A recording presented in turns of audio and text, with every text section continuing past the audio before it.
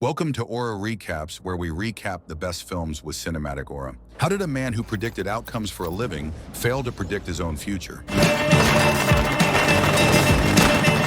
In Las Vegas, a Teamster pension fund, discreetly controlled by mafia bosses from around the U.S., provides loans for individuals looking to open casinos and gives them a gateway to the industry. $62,700,000. The bosses are known to influence who gets these loans and expect a considerable amount of kickback from each of the casinos every month. To skim the cash off the top without anybody getting wise. Meanwhile, anyone willing to challenge the boss's authority and fail to pay them is dealt with once and for all in the vast deserts of Las Vegas. Each month, the bosses, including their leader Remo Gaggi, meet in a small convenience store in Kansas City, owned by local underboss Artie Piscano, and eagerly wait for their share of the casino's profit, delivered in large suitcases. 20 pounds. So? That's around 700,000. In 1973, the Mafia bosses forced the head of the pension fund, Andy Stone, to award a loan of more than $60 million to a local man named Philip Green, use him as a front man, and open the Tangiers Casino. What the fuck else could he be? He didn't know too much. Then the bosses handpicked sports handicapper Sam Rothstein, Ace, for his gambling expertise and entrust the casino to him. But he was so serious about it all that I don't think he ever enjoyed himself. Then, when Sam hesitates to take the job, citing that he doesn't have his gaming license, Andy advises him to apply for his license, which takes years to get approved, and to, in the meantime, frequently alter his job title to avoid liability. After negotiating with the bosses to let him do the job his way, Sam gets started doing what he loves, and in hopes of running a tight ship, hires his old friend Billy Sherbert as his manager. Then, understanding Sam's value, the bosses hire his childhood friend, Nikki Santoro, as his protector and enforcer. Nikki and Sam's partnership works well as Sam keeps the book, while Nikki makes sure they collect their money. As time goes by, despite appreciating Nikki's protection, Sam becomes increasingly concerned with Nikki's unpredictable, violent behavior.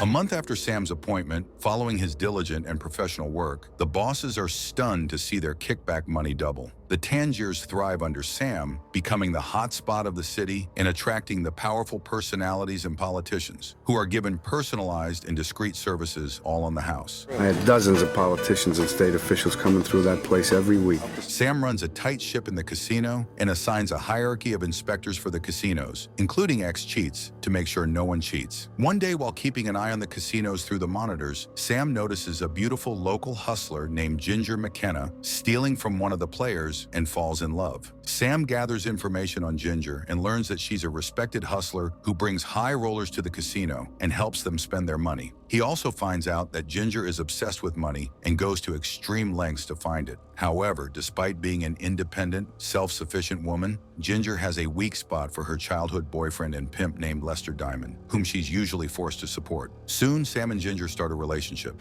Where are you? You're in that place. Where are you?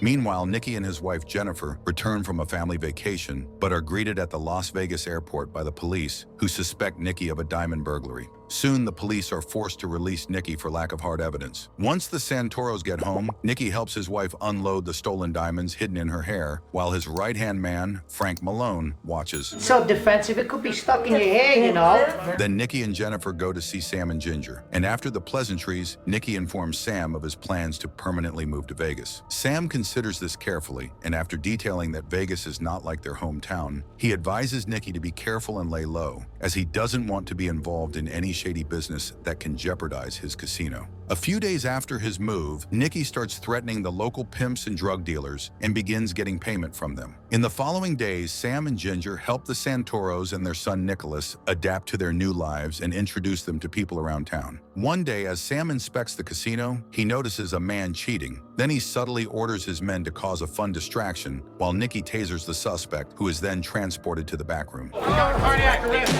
In hopes of teaching the rest of the hustlers a lesson, the man is tortured in the back room. Now you're gonna have to learn with your left hand. This keeps scammers away, and business booms more than ever. 3 months later, Sam proposes to Ginger, who blatantly refuses, reasoning she's not in love with him. However, Sam manages to convince Ginger after detailing that if they respect each other, love can grow in their relationship, and after promising that Ginger would be well taken care of financially if the marriage fails. Soon after, Sam and Ginger have a young girl named Amy and get married in a lavish wedding. However, the night of their wedding, Sam is disappointed to find Ginger talking to Lester, telling him how much she loves him and explaining that the marriage was something she had to do for security. After their honeymoon, Sam, who's now financially well off, surprises his new bride with a luxurious house. Then Ginger is ecstatic to receive a big box full of expensive jewelry from her husband, thanks him profusely, and deposits it in the bank along with $1 million, just for her. A few days later, the Rothsteins fly to Los Angeles, and Sam deposits $2 million in a safe deposit box and gives the only key to Ginger, thinking that if he's ever in trouble, Ginger would withdraw it and rescue him. As they finish up in the bank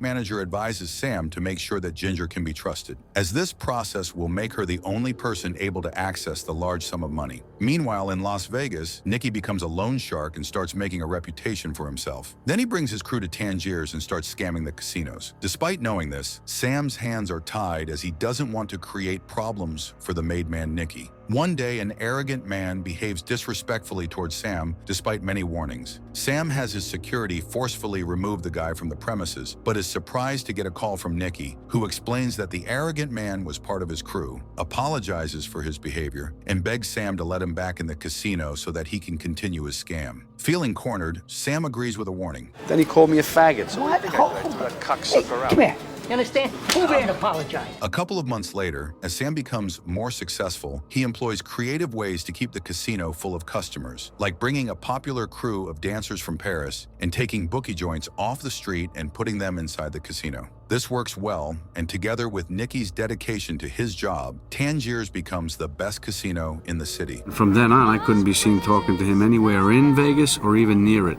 As Nikki's notorious reputation grows, Sam warns him to slow down and be careful not to end up in the black book, which will ban him from any casino in the state. A few months later, Sam is awarded a certificate of appreciation for his hard work and creativity from the head of the Tangiers Gaming Corporation, Philip, in a fancy public event. Head of the Tangiers Gaming Corporation, it's my pleasure to welcome Sam Rothstein. In the following months, Sam gets even more sucked into his job and starts working 18-hour days. While, as Sam feared, Nikki is finally put in the black book. Hence, Nikki brings over his younger brother Dominic and his old crew to Vegas and shifts his focus to robbing expensive jewelry by receiving tips from all over the city. He had tipsters all over town. You got to hurry. Nikki was grabbing everything he could. Nikki then opens his own jewelry shop named the Gold Rush. He then turns half his bedroom into a vault to keep the most valued pieces. Then, as money keeps pouring in, Nikki uses Sam's financial advisor to invest in a legal enterprise, uses the rest to open his own restaurant called the Leaning Tower, and appoints Dominic to run it. Soon, the restaurant becomes popular and is frequented by the local politicians. To keep the bosses happy, Nikki regularly sends a handsome amount of money through Frank. This keeps Nikki in their good graces, and he's ordered to handle a man named Toy Dogs, who shoots up one of the boss's bars and kills his employees. Two of Remo's guys and a poor fucking waitress who was just working on her night off of all things.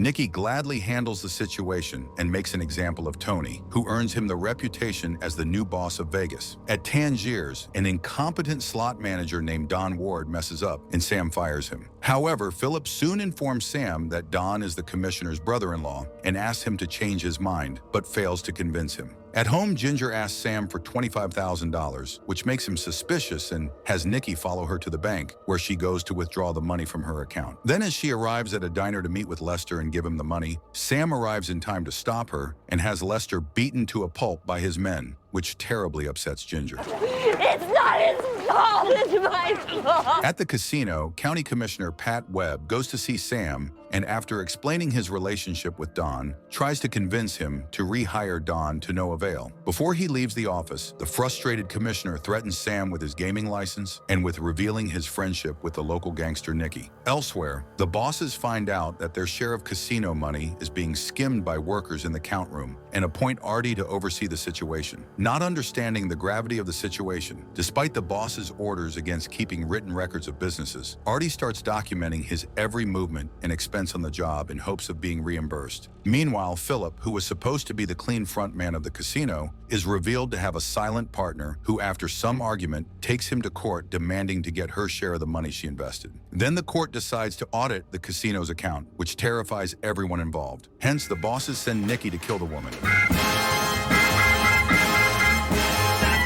Hoping to prevent any damage to the casino's reputation, Sam sits for an interview with the local newspapers, which soon reports Sam's words out of context, implying that he's the boss of the casino. Following this, the commissioner has his people look into Sam's license application. Soon, Sam's connection with the local mob boss, Nikki, becomes highlighted and is broadcast all over the news despite Sam's wish to stay low and convince the officials to give him his license. A few days later, Sam and Nikki meet discreetly and end up fighting about how each is handling the situation. In the following few days, a series of murders occurs all over the city, and the police consider Nikki a suspect for each one. However, they're forced to let him go for lack of hard evidence, while doubling down on surveillance. A dealer from the Sirocco. They question Nikki. Nikki's name was in every one of those newspapers. Elsewhere, at the convenience store in Kansas City, unbeknownst to everyone, the FBI starts learning details on the major players in Vegas through a hidden wire. Sam focuses all his energy on preparing for an upcoming license hearing, but is extremely devastated to see the senator deny his application without even giving him a chance. Frustrated, Sam starts calling out the senator and the rest of the hearing committee for their hypocrisy and various shady activities. However, despite Sam's best efforts to get his license, he is banned from running the casino. Then Sam names himself the casino's entertainment director and starts hosting a talk show called Sam High inside the casino, which further concerns the bosses who would prefer things stay out of the spotlight. Then one day, Nikki and Sam get into a heated argument and start blaming each other for attracting too much attention from the officials and decide to part ways. Then Ginger, who's become a depressed alcoholic, files for divorce and asks for alimony and custody. Then, in the name of clearing her mind, Ginger goes to Beverly Hills with Amy for a weekend of shopping. However, a few hours later, Sam is alarmed to hear that Ginger has met up with Lester and kidnapped Amy. Desperate, he immediately calls the bosses, who help him locate the trio. Then Sam calls Lester, demands to have Amy back, but the high Ginger freaks out, thinking Sam is going to send his men, and asks for help from Nikki,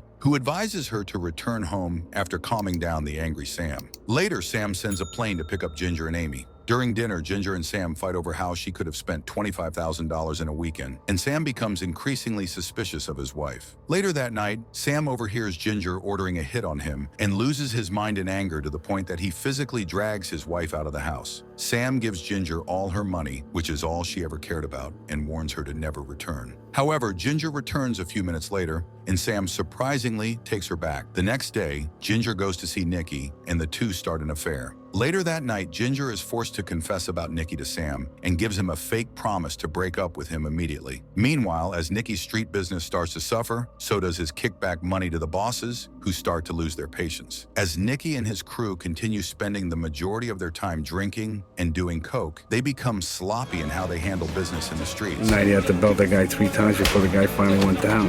One night, one of Nikki's men, nicknamed Blue, is unfairly killed by the police, who mistake his sandwich for a gun. Because they thought his hero sandwich was a gun.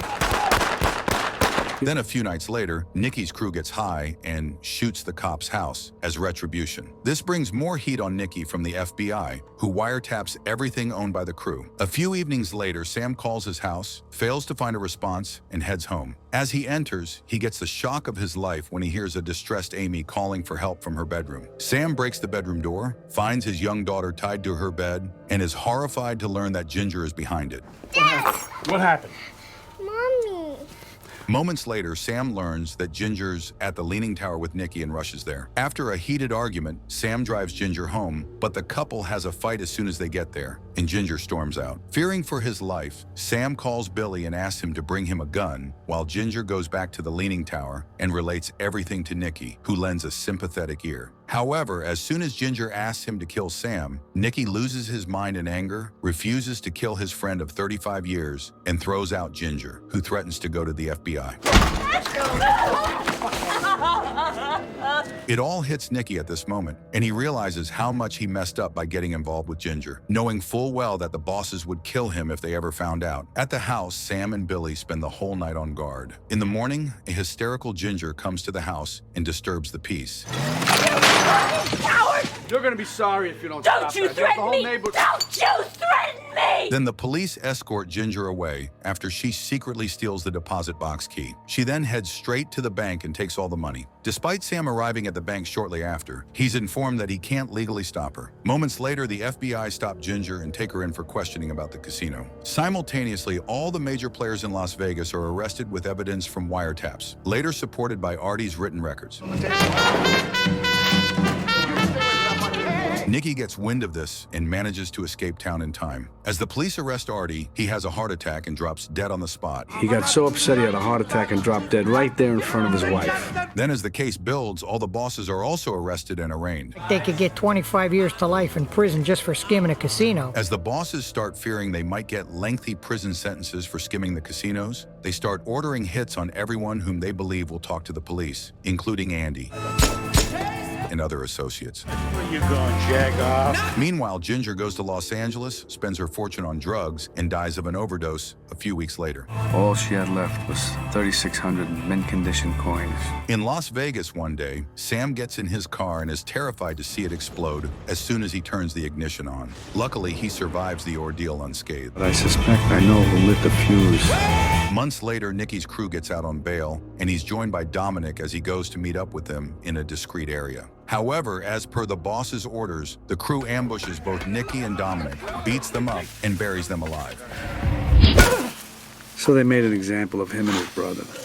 Sometime later, the town is taken over by big corporations, and all the casinos get demolished to make way for new corporate design ones. And Junior's college money on the poker sluts. Sam's life is spared as his expertise is valuable. He relocates to San Diego and returns to sports handicapping. And with that, the story ends. Please like and subscribe to our channel for more of the best film recaps.